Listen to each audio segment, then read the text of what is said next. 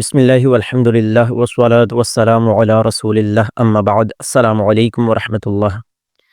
শাবান মাসে ১৫ তারিখে ইবাদত করা এবং রোজা রাখা নিয়ে অনেক দ্বন্দ্ব আমাদের বাংলাদেশে ছড়িয়ে আছে।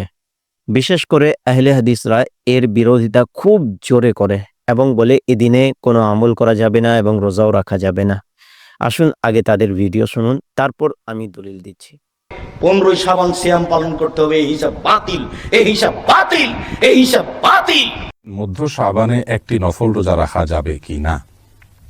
সবরত রোজার নিয়তে নয়, মধ্য শাবানে একটি নফল রোজা সবরত নিয়ত ছাড়া রাখলে শাবানের মাসে যে নবী সাল্লাল্লাহু আলাইহি ওয়াসাল্লাম বিশেষ নফল সিয়াম রাখতে বলেছেন সেটার অংশ হিসাবে এটি রাখা যেতে পারে, তাতে কোনো অসুবিধা নেই। তবে মধ্য শাবানকে ফিক্স করে কেন সিয়াম রাখবেন? ওই দিনটাতে নির্দিষ্ট করে সিয়াম রাখার ব্যাপারে যে সমস্ত হাদিস পাওয়া যায় সেই হাদিসগুলো বিশুদ্ধতার মানদণ্ডে উত্তীর্ণ নয়, সেগুলো সহি নয়। অতএব শুধুমাত্র মধ্য শাবানকে নফল সিয়ামের জন্য নির্দিষ্ট করা সঠিক নয়। আপনি শাবানের অংশ হিসাবে, শাবানের সিয়ামের অংশ হিসাবে যদি আপনি অন্য দিনগুলোতে রাখেন, সেই হিসাবে মধ্যে শাবানও রাখলেন, তাতে কোনো অসুবিধা নেই। তো শুনলেন কি বলে এরা, এবং অনেকে আর জঘন্যতম কথাগুলোও বলে এই রাতে কোনো ইবাদতই করা যাবে না, মসজিদে যাওয়ারই কোনো প্রয়োজন নেই। অথচ আমাদের সলফে সালেহিন যারা ছিলেন তারা কি এই রাতে আমল করেছেন কি না এ বিষয়ে তাদের কোনো জ্ঞান নেই। আসুন কথা না বাড়িয়ে সোজা আমি দলিলের দিকে চলে যাচ্ছি। সর্বপ্রথম ইমাম শাফিঈ আলাইহির রহমার লেখা কিতাব কিতাবুল এই কিতাবের খণ্ড 1 পৃষ্ঠা 231 ভিতর ইমাম শাফিঈ লেখেন, قال الشافعي رحمه الله وبلغنا أنه كان يقال إن الدعاء يستجاب في 5 ليال في ليلة الجمعة وليلة الأضحى وليلة الفطر وأول ليلة من رجب وليلة النصف من شعبان। ইমাম শাফিঈ আলাইহির রাহমা এখানে বর্ণনা করছেন যে 5টি রাত এমন আছে, সেই 5টি রাতে আল্লাহ সুবহানাহু ওয়া তাআলা বান্দার দোয়া কবুল করে থাকেন। সেই 5টি রাতের ব্যাপারে তিনি 5টি রাত বললেন কি কি? 1 নম্বরে জুমার রাত, দ্বিতীয় ঈদুল ফিতরের রাত অর্থাৎ যেই দিনে ঈদ হবে তার পূর্বের রাত, তৃতীয় ঈদুল আযহার রাত অর্থাৎ 10 তারিখে কোরবানি করা হয় তার পূর্বের রাত।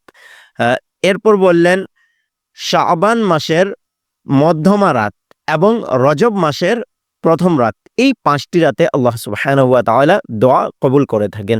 আমরাও এই রাতে কি করি? আল্লাহ সুবহানাহু ওয়া তাআলার কাছে গুনাহ থেকে ক্ষমা চেয়ে নেই এবং বিভিন্ন দোয়া করে থাকি, তো এই রাতে দোয়া কবুল হয়ে থাকে। এরপর ইবনে তাইমিয়া তার কিতাব মাজমাউল ফাতাওয়া খণ্ড 23 এবং পৃষ্ঠা 131 ভিতর লেখেন। ইবনে তাইমিয়াকে প্রশ্ন করা হয়েছিল, কি প্রশ্ন ছিল এবং উত্তর কি ছিল দেখুন স্ক্রিনে।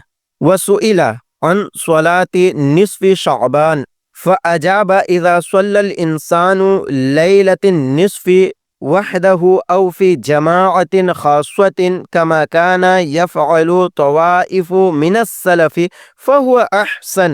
তো ইবনে তাইমিয়াকে যখন শাবান মাসে নামাজ পড়া, মধ্যমা শাবানে নামাজ পড়ার ব্যাপারে প্রশ্ন করা হলো, তখন তিনি উত্তর দিলেন যে এই রাতে একা একা নামাজ পড়া মসজিদে কিংবা জামাত সহকারে নামাজ পড়া, যেভাবে আমাদের সলফে সালেহিন যারা আমাদের পূর্বে ছিলেন তারা করতেন, তো এভাবে করা আহসান আছে, অর্থাৎ উত্তম আমল এবং মুস্তাহাব আমল।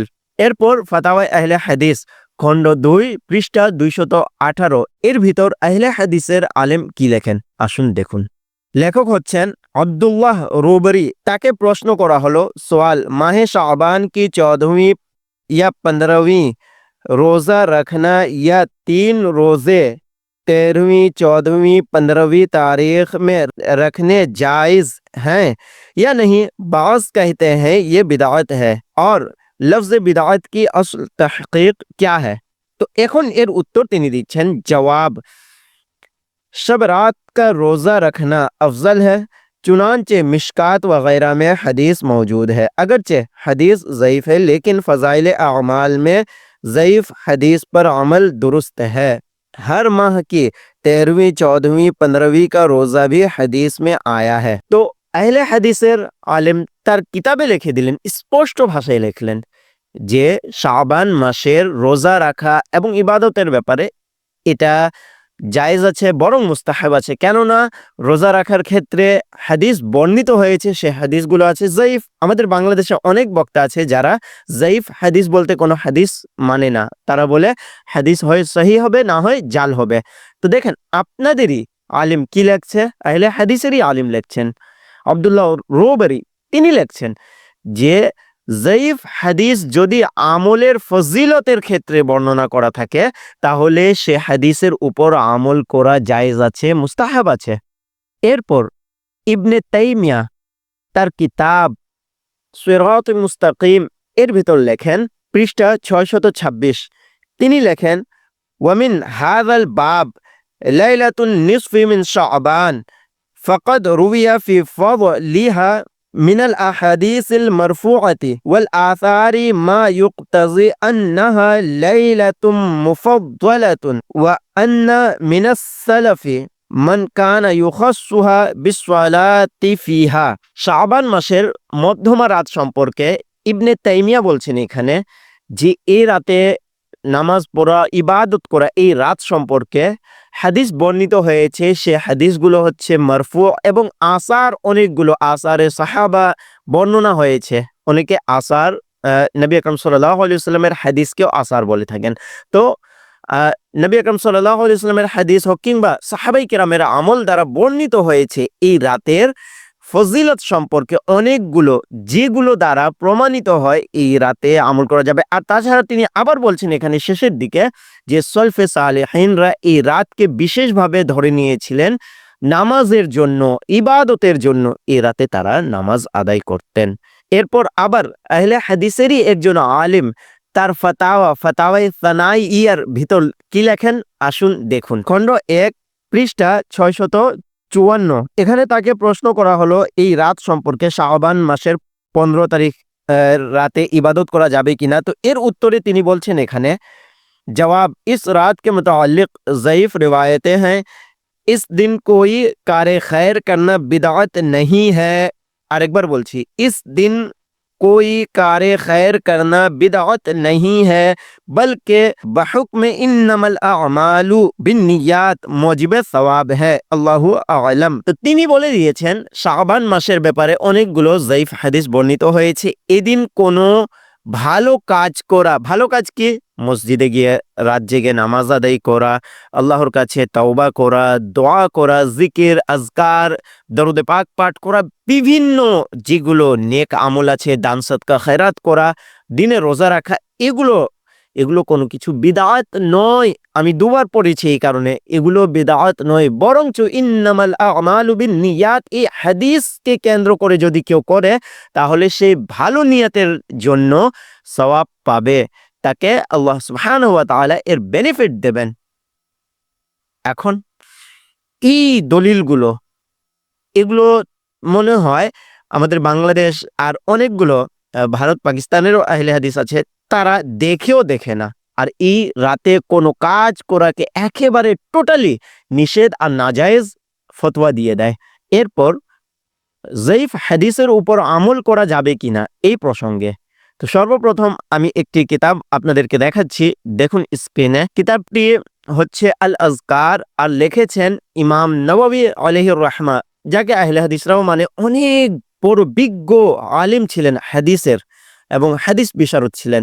তো ইমাম নববী রাহমাতুল্লাহি তাআলা আলাইহি আল আজকার পৃষ্ঠা নম্বর 16-তে কি লেখেন দেখুন। ক্বালাল উলামা মিনাল মুহাদ্দিসিন ওয়াল ফুকাহা ওয়া গায়রিহিম ইয়াজুজু ওয়া ইউস্তাহাব্বুল আমালু ফিল ফাদাইল ওয়াত তারগীব ওয়াত তারহিব বিল হাদিসিদ দাঈফ মা লাম ইয়াকুম মাওদুআন। তিনি লিখছেন উলামায়ে কেরাম বলেন, কারা?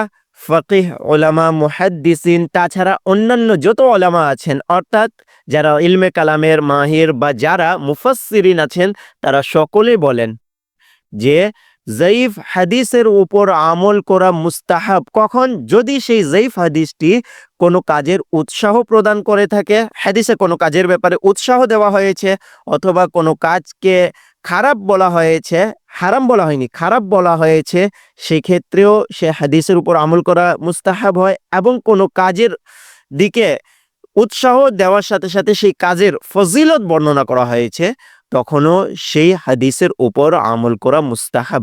আর তাছাড়া অনেকগুলো হাদিস আছে যে হাদিস যায়ীফ আছে, তাছাড়াও এখন বর্তমান সময়ে সকলে তার উপর আমল করে থাকে। ইমাম তিরমিজি আলাইহির রাহমা তার তিরমিজি শরীফে এই হাদিসগুলো নিয়ে এসেছেন, তার সাথে সাথে লিখে দিয়েছেন হাদিসগুলো আছে যায়ীফ, তবে এর উপর ওলামাই কেরামের আমল আছে, এর উপর উম্মতের আমল আছে।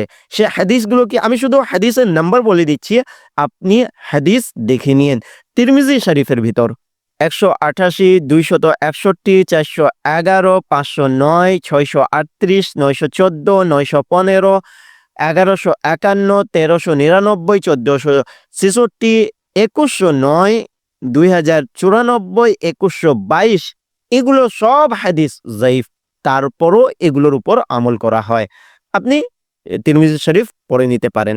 এরপর আব্দুর রহমান মুবারকপুরি, আপনাদেরই আলিম আব্দুর রহমান মুবারকপুরি, তার কিতাব তিরমিজি শরীফের শরহ তুহফাতুল আহওয়াজি, এই গ্রন্থে খণ্ড 3 পৃষ্ঠা 365 ভিতর লেখেন, কি লেখেন দেখুন। তিনি লেখছেন এখানে, ইউলাম আন্নাহু ক্বাদ ওয়ারাদা ফি ফাদিলাতি লাইলাতিন নিসফি মিন শাবান ইদাতুন আহাদিস মাজমুউহা ইয়াদুল্লু আলা আন্না লাহা আসলা। তিনি লেখছেন নিসফে শাবান অর্থাৎ শাবান মাসের মধ্যমা রাত সম্পর্কে অনেকগুলো হাদিস ফজিলতের ক্ষেত্রে বর্ণনা হয়েছে, যে হাদিসগুলো দ্বারা প্রমাণিত হয় এই রাতের কোনো একটি আসল আছে, এই রাতে ইবাদত করা যাবে, তাই তো এতগুলো হাদিস বর্ণনা হয়েছে, না হয় বর্ণনা হতো না। তিনি লিখছেন, এরপর এই রাতের ফজিলত সম্পর্কে যে হাদিস বর্ণনা হয়েছে, হাদিস কি আমি হাদিস পড়ে শোনাচ্ছি, তার পূর্বে আপনাদেরকে আমি কোন কোন কিতাবে এই হাদিসটি বর্ণিত হয়েছে সেগুলো বলি। আর এটি 10টির অধিক তুর্ক অর্থাৎ মাধ্যমে হাদিস বর্ণনা হয়েছে। হাদিসটি কি আপনাকে পরে বলবো, তার আগে কিতাবের নামগুলো শুনে নিন।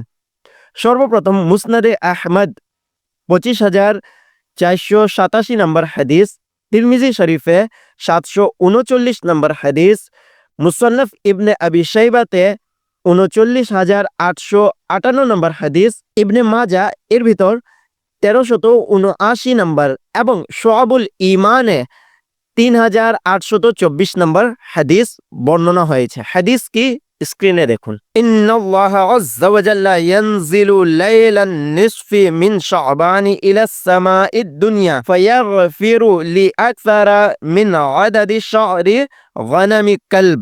বানু কালব একটি গোত্র ছিল, সেই গোত্রে অনেকগুলো ছাগল ছিল। তো সেই ছাগল, যতগুলো ছাগল ছিল, সেই ছাগলগুলোর যতগুলো লোম ছিল, তত সংখ্যক মানুষকে আল্লাহ সুবহানাহু ওয়া তাআলা এই রাতে ক্ষমা করে দেন এবং তার বিশেষ রহমত নাজিল করেন পৃথিবীর আকাশের দিকে। তো এই রাতে আল্লাহ সুবহানাহু ওয়া তাআলা ক্ষমা করে দিচ্ছেন মানুষকে। আর এটি একটি দুটি নয়, অনেকগুলো কিতাবে বর্ণিত হয়েছে হাদিস। আমি আপনাদেরকে একটু আগেই নামগুলো বললাম কিতাবের, যে কোনো কিতাব খুলে দেখতে পারেন, এত ফজিলত এই রাতের। তা সত্ত্বেও কিছু ভাই আছেন যারা বলেন এই রাতে কোনো আমল করা যাবে না, বাসায় গিয়ে ঘুমিয়ে থাকুন। আপনি কেন আপনি মানুষকে মসজিদ থেকে দূরে সরিয়ে দিচ্ছেন? আর এই হাদিস সম্পর্কে ইমাম জালালউদ্দিন সুয়ুতি রাহমাতুল্লাহি তাআলা আলাইহি লেখেন জামিউস সগীরের ভিতর, হাদিস নাম্বার 1942, সেখানে এই হাদিসকে হাসান লিখেছেন। তিনি বলেছেন এই হাদিস হচ্ছে হাসান। এরপর নাসিরউদ্দিন আলবানী, আপনাদেরই ইমাম, তার কিতাব সিলসিলাতু আহাদিস সহিহা, এই কিতাবের ভিতর কি লেখেন শুনুন, খুব মনোযোগ সহকারে শুনবেন। এই হাদিস সম্পর্কে, যে হাদিস আমি বর্ণনা করলাম, এই সম্পর্কে লেখছেন তিনি খণ্ড 3 পৃষ্ঠা 138। তিনি লেখছেন, ওয়া জুমলাতুল কওলি আন্নাল হাদিসা বিমাজমুই হাযিহি তুরুকি সহিহুন বিলা রাইব। এই হাদিস যত সংখ্যক রাবি দ্বারা বর্ণিত হয়েছে সেগুলো দ্বারা প্রমাণিত এটাই হয় এই হাদিসটি সহিহ হাদিস এবং এর ভিতর কোনো সন্দেহ নেই। এই ছিল দলিলগুলো। এখন এখন একটা শুধু আমি কথা বলে দেব, ভিডিও আমি লং করব না। দেখেন, একদিন রাত আপনারা বলেন না যে সারা জিন্দগি তো নামাজ পড়েনি, জীবনে কখনো মসজিদে যায়নি, ফরজ নামাজের তাওয়াক্কুল নেই, তারা কেন নামাজ পড়তে যাচ্ছে এই রাতে? তো এই রাতে দেখেন, তারা জীবনে নামাজ পড়েনি, তার গুনাহ তাদের মাথায়, তারা বুঝবে। যারা ফরজ নামাজ ছেড়ে দেয় এক ওয়াক্ত, তাদের জন্য জাহান্নাম আছে, তাদেরকে আল্লাহ শাস্তি দেবেন। তবে এই রাতে, শাবান মাসের 15তম রাত অথবা যে কোনো রাতে, সে ব্যক্তি মসজিদে তো যাচ্ছে, আল্লাহর ভয়ে সে নিজের চোখ থেকে দুফোঁটা অশ্রু তো ঝরিয়ে দিচ্ছে, তওবা তো করছে। হতে পারে এই রাত জেগে যে গুনাহ থেকে সে তওবা করছে, আল্লাহ সুবহানাহু ওয়া তাআলা তার অন্তরে পরিবর্তন এনে দেন এবং তাকে ভালোভাবে দিনের পথে আবার ফিরিয়ে দেন। সে আবার দেখা গেল নামাজ পড়া শুরু করলো, সে দেখা গেল আল্লাহর ভয় তার অন্তরে চলে আসলো, সে মুত্তাকি হয়ে গেল। এই রাতের বরকতে হতে পারে না আল্লাহ সুবহানাহু ওয়া তাআলা যাকে ইচ্ছে তাই দিয়ে দিতে পারেন। তো যে আল্লাহ সুবহানাহু ওয়া তাআলার কাছে কান্না করছে, তওবা করছে, তাকে আপনি কেন থামিয়ে দিচ্ছেন, কেন বারণ করছেন? সে আজকের রাতে অন্তত আল্লাহ সুবহানাহু ওয়া তাআলাকে সিজদা তো করছে। যে বান্দা কখনো মসজিদমুখী হয় না, সে একদিন তো আল্লাহকে সিজদা করছে, সে একদিন তো আল্লাহর ভয়ে নিজের চোখ থেকে পানি ফেলে দিচ্ছে, সে একদিন তো হতে পারে কোনো আলিমের বয়ান শুনে অন্তর পরিবর্তন হয়ে যায়। তো এই মসজিদে যাওয়া থেকে কাউকে বারণ করিয়েন না। যাচ্ছে, ভালো কাজ করছে, তাকে বলুন যে আপনি নফল ইবাদত করছেন, আপনার উপর ফরজ অপরিহার্য, আপনাকে ফরজ করতে হবে, তাকে আপনি ফরজের দিকে উৎসাহ দেন, নফল থেকে আপনি বারণ করিয়েন না। করছে তো তাকে করতে দেন। আল্লাহ পাক বুঝার আমল করার তৌফিক দান করুক, আমিন।